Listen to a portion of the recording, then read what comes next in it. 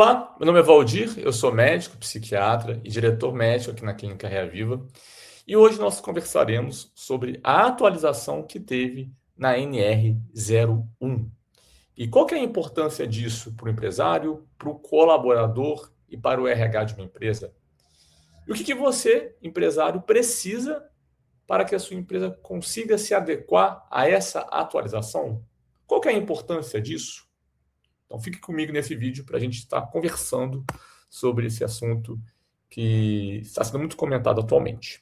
Bom, então NR01, saúde mental nas empresas, né, dá prevenção ao gerenciamento de riscos.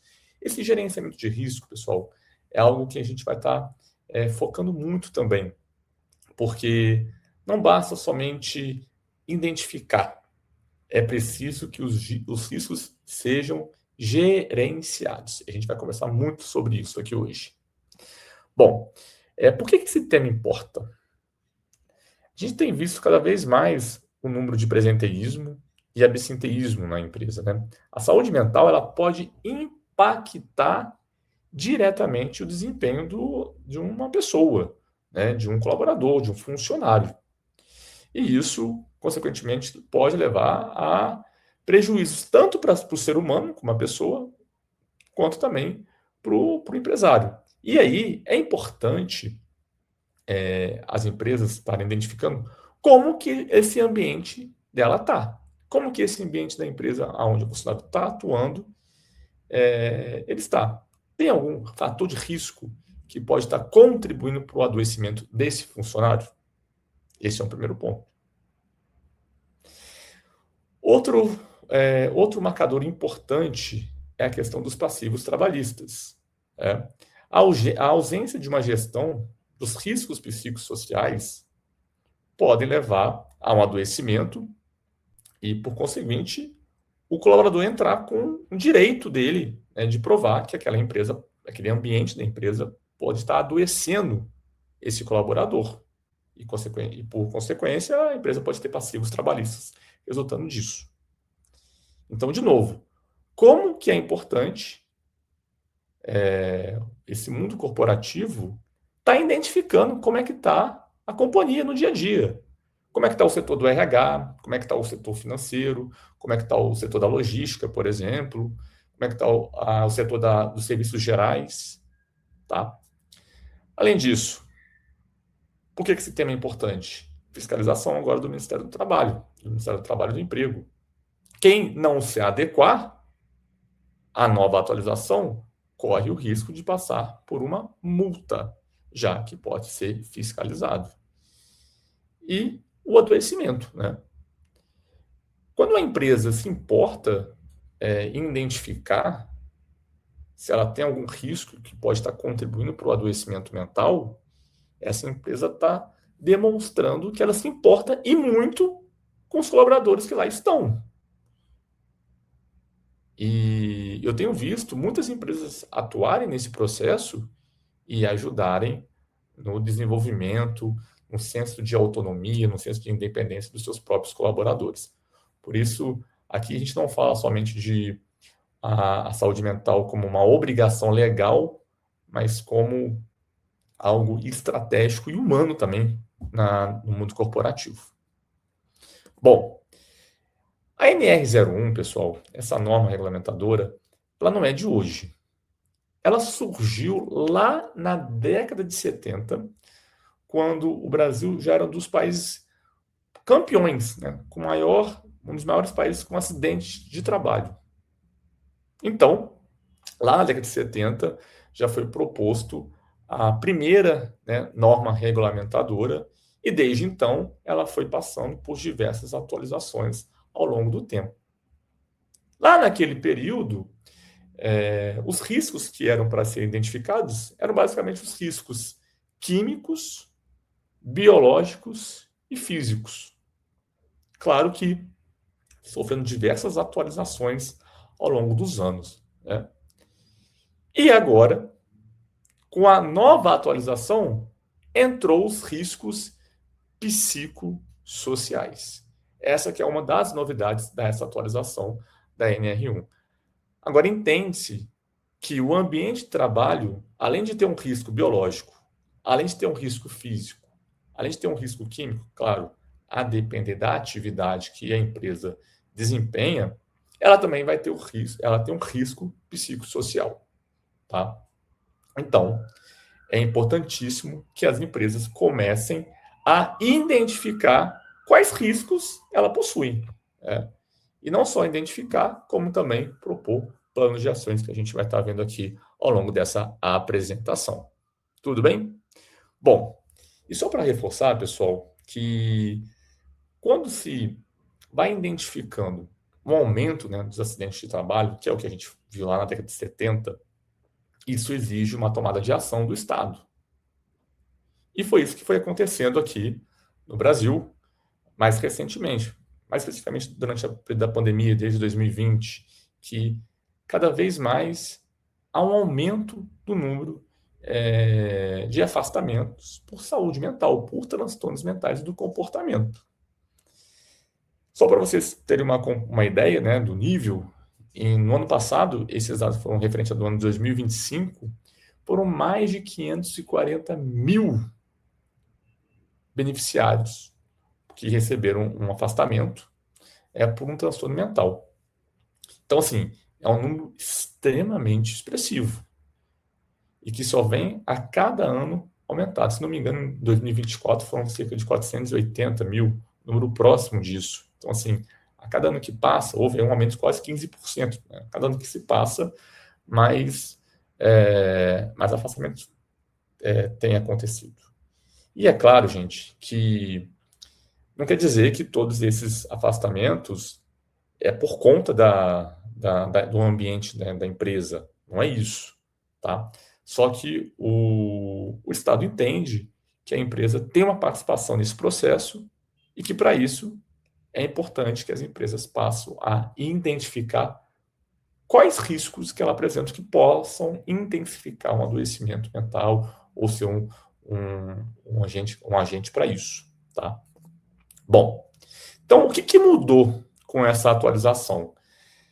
Mudou, como eu já disse, a inclusão expressa, né, dos fatores de riscos psicossociais, que passa agora a integrar obrigatoriamente o PGR da empresa, né, o que é o Programa de Gerenciamento de Risco dela. Reforço aqui, gente, que nem toda empresa precisa de fazer o PGR, tá? Empresas, por exemplo, que têm um grau de risco 1 ou 2, por exemplo, não precisam necessariamente de fazer uma PGR, mas elas são obrigadas a fazer o que a gente chama de AEP, né, que é a Avaliação Ergonômica Preliminar. E essas aí precisam, sim, também fazerem os riscos psicossociais, tá? Ou seja, então a PGR não é obrigatória para todas as empresas, aí depende da atividade que a sua empresa exerce, aí, que você faz na sua empresa, mas o risco psicossocial é, sim, é quase que obrigatório para todas as empresas que possuem algum colaborador CLT, tá? Bom, a data de referência já é uma norma que já está sendo implementada, já começou desde o dia 26 de maio, então, assim, já é uma exigência que já está acontecendo, tá? E aí, qual que é o objetivo da Reaviva Empresas aqui, que eu estou apresentando a vocês? Aqui na Reaviva Empresas, a gente criou um método que chama de IARCOM. Aí você deve estar se perguntando assim, mas o que é isso? Qual que é o sentido disso? Bom, o nosso objetivo aqui é dar o primeiro passo, que é identificar o seu ambiente de trabalho, de você empresário, de você colaborador ou de alguém do RH. Então a gente vai identificar os riscos que a sua empresa tem aí no seu ambiente e que podem contribuir para um adoecimento psíquico. Após a gente identificar esses riscos, nós vamos avaliar. Nós temos hoje uma equipe técnica completa para fazer toda essa avaliação dos dados quantitativos que a gente extraiu através de um questionário que é passado, né, através de um link para os colaboradores dessa empresa. Então, essa nossa equipe técnica, da qual eu faço parte também, vamos avaliar esses resultados. Após essa avaliação, nós iremos fazer um relatório descrevendo item a item, né, de como é que está o setor, quais foram os dados encontrados e os planos de ações que podem, quando bem executados, mudar esse panorama. Ou não, ou a empresa também já tem um risco psicossocial baixo, e aí é só manter o que ela já tem feito. Tá? A gente já teve casos assim também. E após essa avaliação, a gente entrega esse relatório para a empresa e ela é responsável por registrar isso, tanto na AEP, se for uma empresa de baixo risco, ou, se for uma empresa de maior complexidade, anexar na sua PGR. Bom, repare que isso é um acrônimo, né, gente? Eu já falei do identificar, do avaliar e do registrar. O quarto passo é o controle, né? O controle / plano de ação. É onde a empresa vai, se necessário, executar o plano de ação que foi orientado pela nossa equipe, né, nesse relatório. Lembrando que a nossa equipe é uma equipe muito robusta, né, composta por médicos, psiquiatras forenses, psiquiatras da infância e adolescência, engenheiros, técnicos de ergonomia. Então, assim, a gente tem uma equipe muito variada, né, que dá diversas percepções nesses relatórios. Bom, após esse controle e o plano de ação, a gente volta nesse ciclo para fazer o monitoramento, né? Porque a gente quer avaliar agora se esse plano de ação, essa tomada de conduta feita pela empresa, gerou algum resultado, alguma mudança, né, de melhoria ou de aprimoramento aí desses riscos que antes aí encontrava nessa empresa. Tá? E, bom, você deve estar pensando assim, beleza, Valdir, eu entendi o que é NR1, a atualização, entendi o que vocês fazem, qual é o método da Reaviva Empresas, mas o que seriam os riscos psicossociais? O que eu tenho visto quando converso com muitos empresários é que eles têm confundido um pouco o que é esses fatores de riscos psicossociais. Os fatores de riscos psicossociais não é a vida pessoal do colaborador. A gente não vai avaliar se o colaborador ele tem algum diagnóstico psiquiátrico, algum transtorno mental. A gente não vai avaliar se ele tem sintomas ansiosos ou depressivos, se ele tem uma insônia, por exemplo. Os riscos psicossociais é identificar o ambiente de trabalho da empresa. A gente vai estar identificando o ambiente e não necessariamente sintomas daquela pessoa, daquele colaborador. Por isso que fica muito claro que a gente está avaliando o processo, né, de trabalho da empresa, o ambiente da empresa e não o indivíduo única e isoladamente naquele momento. Tá? Isso é algo que é muito importante de ficar claro para as pessoas que estão nos assistindo aqui agora. E aí, quais são os riscos? Né? Sobrecarga no trabalho, falta de autonomia, baixa de clareza de função, assédio ou violência, falta de reconhecimento, uma falta de uma liderança efetiva. E eu vou contar aqui para vocês, por exemplo, o que nós passamos, né, recentemente numa das nossas empresas aqui na Clínica Reaviva, né? A gente fez esse processo aqui na Clínica Reaviva e a gente identificou que tinha um item lá, esse questionário, que havia um aumento do estresse na equipe do atendimento, principalmente no período da tarde. E isso nos chamou a atenção, porque era uma informação que até então, antes, nós não sabíamos. Nós não sabíamos desse achado. E aí, a gente foi, né, identificar, fomos conversar, entender o que estava acontecendo e vimos que era um período que tinha maior demanda de atendimentos e também, ao mesmo tempo, era um período que havia muitos reagendamentos de consultas por parte dos médicos. Os médicos mudavam a agenda e aí tinham que reagendar o paciente em outro momento, enfim. e vimos que isso estava dificultando e sobrecarregando o atendimento, sendo um fator de risco, né, de saúde mental, o estresse, por exemplo. E aí, logo de imediato, a gente foi lá e fez um plano de ação orientado para esse processo. Ou seja, a gente não estava com isso mapeado. E a partir da identificação dos riscos psicossociais, isso passou a ser algo mais claro para a gente, da parte da gestão. Por isso que os riscos psicossociais é algo que ajuda e muito o colaborador e ajuda todo o processo da própria empresa também. Bom, então, o que isso significa para cada público, né? Para empresários, para as lideranças, o RH, para os próprios colaboradores. Começar pelos colaboradores, né? Que eles que são a empresa, eles que fazem a empresa, né? É um ambiente muito mais saudável para eles. Além disso, além de ser muito saudável, mais seguro, porque a gestão passa a entender se há risco e, quando se há um risco, tomar uma tomada de ação, tomar uma conduta para que aquele risco seja minimizado, tá?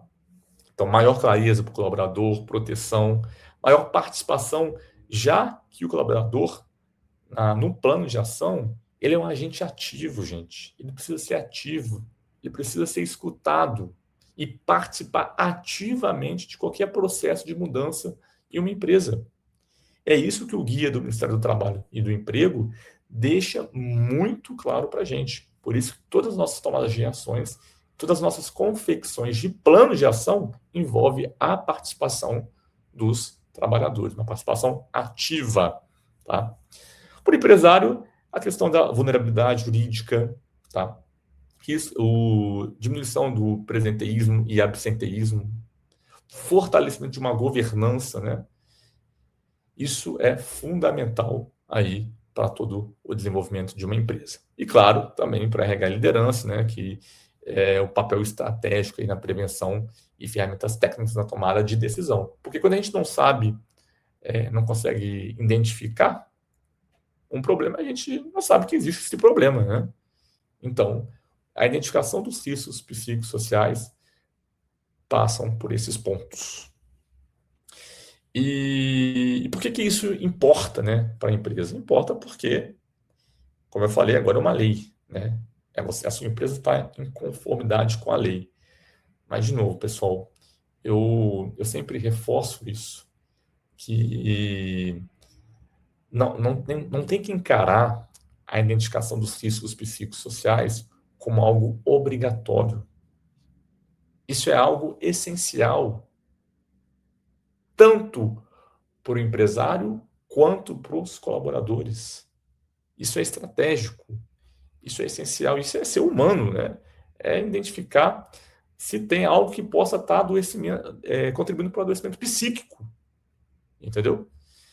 Além disso, tem a saúde operacional da empresa, capacidade de retenção, que melhora de retenção de pessoas, de colaboradores, né, de pessoas qualificadas, redução de turnover, enfim, tudo uma governança também que é envolvida. Né? E, de novo, aqui eu apresento para vocês todas as etapas do nosso método Reaviva Empresas, que é o IARCOM. Tá? Isso é um acrônimo, né? O I de identificação, então identificar os setores, quais são os indicadores, quais os riscos, né, envolvidos, se está na autonomia, se está numa liderança mais deficitária, se está nos processos de trabalho. Tá? Após essa identificação por setor, a gente pega esses dados e a nossa equipe realiza uma avaliação, a nossa equipe técnica especializada em saúde mental vai fazer essa avaliação. E nesse relatório a gente deixa tudo discriminado por setor, quais são os índices, qual o nível do risco, né? Se é um risco leve, moderado ou alto. Tá? Existem os fatores de riscos mais complexos, que envolvem aí a violência e o assédio. Após esse relatório, a empresa recebe esse relatório em mãos, com tudo o que o guia do Ministério do Trabalho e do Emprego exige e coloca lá na normativa, tá? E aí a empresa é responsável por registrar isso na sua PGR, no seu programa de gerenciamento de risco, ou então, quando a empresa não possui, que não tem necessidade do PGR, na sua AEP, na sua avaliação ergonômica preliminar. Tá? Com esses dados em mãos, se for necessário, a empresa irá executar o seu plano de ação, né, para controlar aquele fator de risco. Então, vai executar um plano de ação. E, após essa execução, a gente volta novamente a fazer o monitoramento e ver o quanto que isso impactou nos riscos psicossociais outrora mapeados. Então, isso que é importante. E tudo isso, gente, vai levantando evidências, né? Evidências para a empresa, que é uma empresa que se preocupa com a saúde mental dos seus colaboradores, se preocupa com o ambiente que os seus colaboradores estão inseridos. Isso dá maior segurança, tanto para o empresário, jurídica, né, e da fiscalização, quanto para o colaborador, de segurança e proteção. Tá? Então, novamente, aqui eu reforço todas essas etapas de identificar, de avaliar, controlar, plano de ação e monitorar. Tá? Então, tudo isso é acompanhado através de dashboards, gráficos e indicadores em tempo real. Lembrando que a gente sempre reforça que as respostas dos questionários, né, que na etapa da identificação, elas são anônimas. Né? Então,